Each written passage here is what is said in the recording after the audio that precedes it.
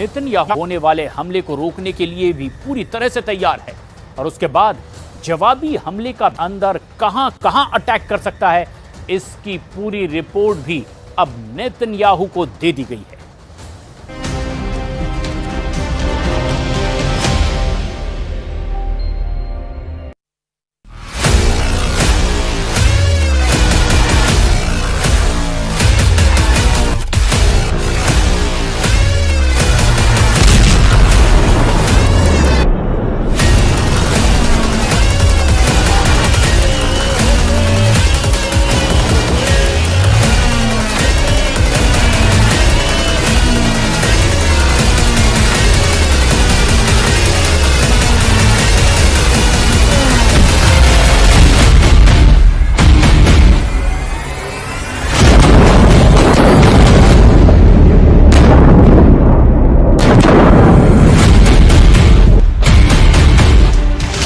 क्या ईरान से ऐसी ही मिसाइल लॉन्च की जाएगी?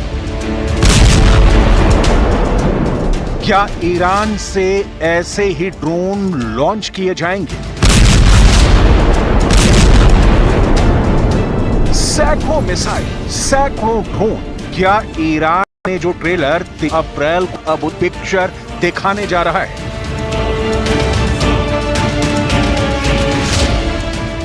ईरान की वाली लिस्ट में ईरान इस वक्त इजरायल की खुफिया एजेंसी मोसाद से बदला लेना चाहता है। ईरान इस वक्त इजरायल की सेना से बदला लेना चाहता है।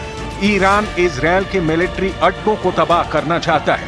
ईरान इजरायल के बंदरगाहों को तहस नहस करना चाहता है। ईरान इजरायल की लीडरशिप से बदला लेना चाहता है। इस्माइल हानिया का ईरान में मर्डर हुआ, ये सीधा सीधा ईरान को चैलेंज है। ईरान हानिया को बचाने में फेल हो गया, लेकिन अब वो बदला लेकर इस बेइज्जती का नुकसान पूरा करना चाहता है। ईरान के टारगेट पर इजरायल है और पिछली बार की तरह इस बार दांव पर बहुत कुछ लगा हुआ है। सवाल है कि ईरान कैसे बदला लेगा, ईरान किससे बदला लेगा, ईरान कहां कहां बदला लेगा। इन तीनों सवाल में ईरान की रणनीति छुपी है। उसके फैसले ने पूरे इजरायल से लेकर अमेरिका तक सायरन बजाना शुरू कर दिया है। ישראל נמצאת במוכנות גבוהה מאוד לכל תרחיש, הן בהגנה, הן בהתקפה. אנחנו נגבה מחיר כבד מאוד על כל מעשה תוקפנות נגדנו, מכל זירה שהיא. ईरान की ताकत उसकी मिसाइल है, ईरान की ताकत उसके ड्रोन हैं।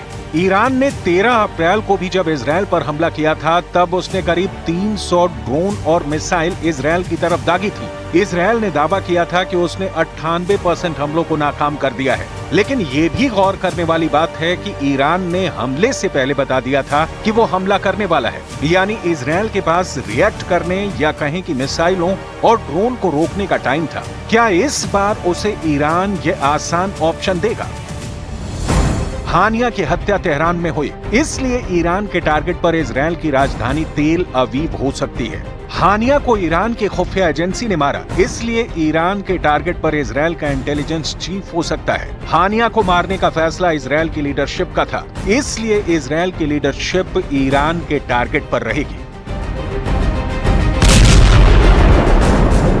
क्या हानिया को ईरान में खत्म करने के जवाब में नए राष्ट्रपति मसूद पेजेश्कियन और ईरान के सुप्रीम लीडर अली खामनेई बहुत बड़ा टारगेट सेट कर चुके हैं? अगर ईरान ने इजरायल पर हमला किया तो उसके निशाने पर कौन कौन होगा? इस वक्त ईरान का सबसे बड़ा दुश्मन इजरायल के प्रधानमंत्री बेंजामिन नेतन्याहू को माना जा रहा है।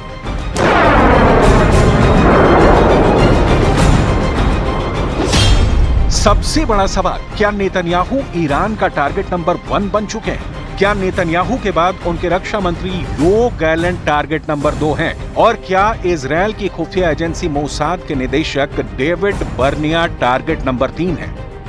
इजरायल के बंदरगाह ईरान के टारगेट पर इसलिए हैं क्योंकि यही इजरायल की लाइफलाइन है। इसी को काटने का इशारा हिजबुल्लाह जून के महीने में ही कर चुका है, जब उसके एक ड्रोन ने पूरे इजरायल में कोहराम मचा दिया था। हिजबुल्लाह का दावा है कि अब इजरायल के इंच इंच इलाके और उसके बड़े ठिकानों की तफसील उसके पास है। उनकी सही लोकेशन और उनके बड़े राज उसके पास पहुंच गए। अपना खुफिया मिशन दिखाया था। ये 10 मिनट का वीडियो इजराइल के लिए 440 वोल्ट के झटके की तरह रहा।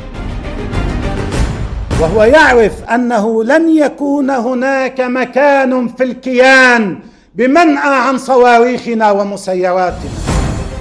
नए ड्रोन वीडियो में हिजबुल्लाह ने दिखाया कि उसका एक ड्रोन इजराइल के ऊपर उड़ रहा है। 10 मिनट की इस फुटेज में ड्रोन इजराइल के कई शहरों पर उड़ा है।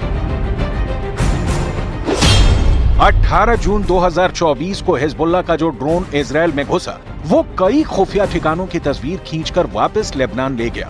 इजराइल उसका कुछ भी नहीं बिगाड़ पाया। ये ड्रोन उत्तरी इजराइल के किर्यात शमोना, नहरिया, सफर, कारमील, अफुला शहरों से लेकर इजराइल के पोर्ट पहुंच सकते हैं।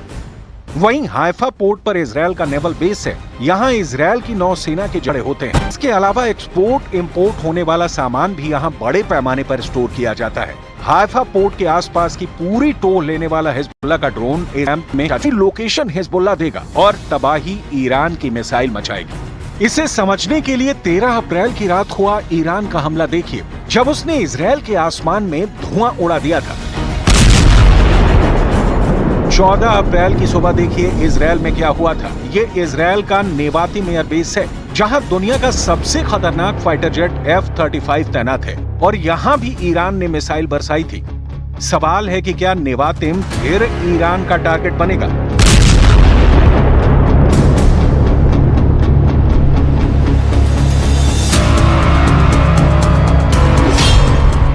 इजराइल में 10 एयरबेस हैं, लेकिन ईरान ने नेवातिम एयरबेस को अपना सबसे बड़ा टारगेट बनाया। ये एयरबेस इजराइल की बड़ी आबादी से दूर दक्षिण में नेगेव के रेगिस्तान में है, यानी राजधानी तेल अवीव से 100 किलोमीटर दूर। इस मिलिट्री अड्डे को इजराइल का सबसे सीक्रेट एयरबेस 28 भी कहा जाता है। इस एयरबेस पर एक दो नहीं बल्कि तीन हवाई पट्टी हैं, यानी 3 रनवे हैं, जो सामान्य बात बिल्कुल नहीं है।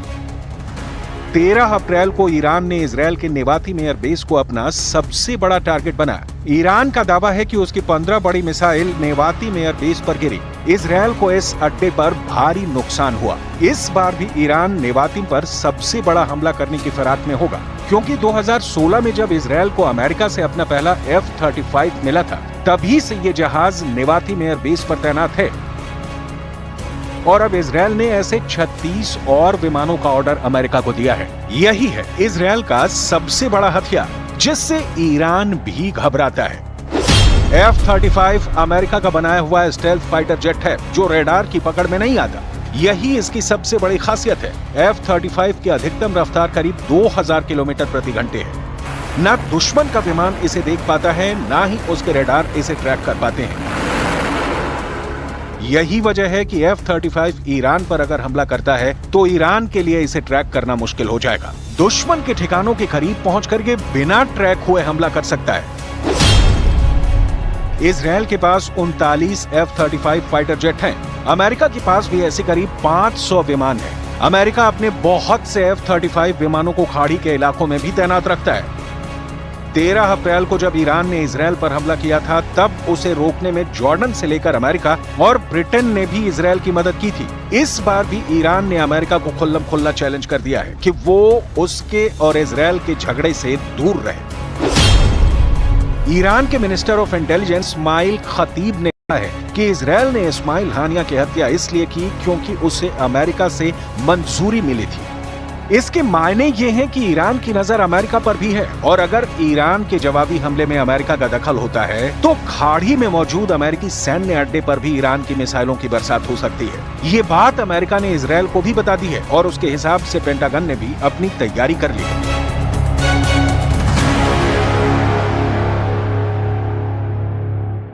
Secretary Austin spoke with Israeli Minister of Defense Gallant this morning about the destabilizing threats posed by Iran, its partners, and proxies. The secretary reiterated ironclad support for Israel's security and informed the minister of additional measures to include ongoing and future defensive force posture changes that the department will take to support the defense of Israel.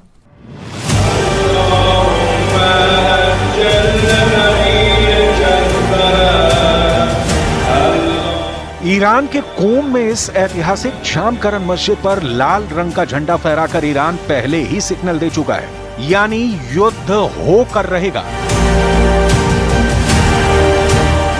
लाल रंग का झंडा बहुत बड़े युद्ध का इशारा है। इस्माइल हानिया के मर्डर के बाद ईरान क्या करने जा रहा है कोई नहीं जानता। ये लाल रंग का झंडा बता रहा है कि ईरान हानिया की मौत का सबसे बड़ा बदला लेने जा रहा है। इसमें कोई शक नहीं कि ईरान के सुप्रीम लीडर अली खामनेई के ग्रीन सिग्नल के बाद ये रेड सिग्नल जारी हुआ है। जामकरन की मस्जिद पर लाल परचम लहराने लगा है।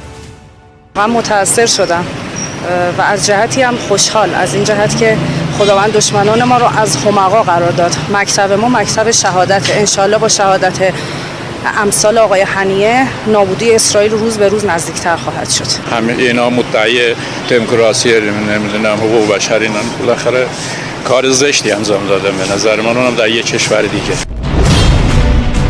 ईरान के सुप्रीम लीडर अली खामनेई कह चुके हैं इस्माइल हानिया के खून का बदला जरूर लेंगे। हमला ईरान के अंदर हुआ है, ये ईरान की संप्रभुता पर हमला है, इसलिए ईरान ने जवाब नहीं दिया तो ईरान की इज्जत भी मिट्टी में मिल जाएगी। ईरान के सुप्रीम लीडर अली खामनेई क्या ऑर्डर देंगे? ईरान के नए राष्ट्रपति मसूद पेजेश्कियान क्या करेंगे? इस पर बहुत से सवाल हैं, लेकिन ईरान का मूड समझना है तो ईरान के लोगों का मूड समझने की जरूरत है। ईरान की सड़कों पर बैनर और पोस्टर लगे हैं। ईरान की बड़ी बड़ी इमारतों पर इजरायल को ड्रोन अटैक से तबाह करने की बातें लिखी हुई हैं। इस पोस्टर को देखिए, लिखा है कि इजरायल अगले 25 वर्षों तक बाकी नहीं रहेगा, इसलिए इस बार इजरायल की लीडरशिप पर ईरान की नजर है। क्या इजरायल के प्रधानमंत्री बेंजामिन नेतन्याहू ईरान का टारगेट नंबर 1 बन चुके हैं? क्या नेतन्याहू के बाद उनके रक्षा मंत्री योव गैलेंट टारगेट नंबर 2 हैं? और क्या इजरायल की खुफिया एजेंसी मोसाद के निदेशक डेविड बर्निया टारगेट नंबर 3 है? अगले 24 घंटे इजरायल, ईरान, लेबनान और पूरे फिलिस्तीन के लिए बहुत खतरे से भरे। गाजा में बम लगातार फट रहे हैं, लेकिन अब इस युद्ध का दायरा खान यूनुस और रफा की गलियों से आगे बढ़कर बेरूत और तेहरान तक पहुंच चुका है। सब जानते हैं कि ईरान जवाब जरूर देगा। 13 अप्रैल को ईरान ऐसा कर चुका है।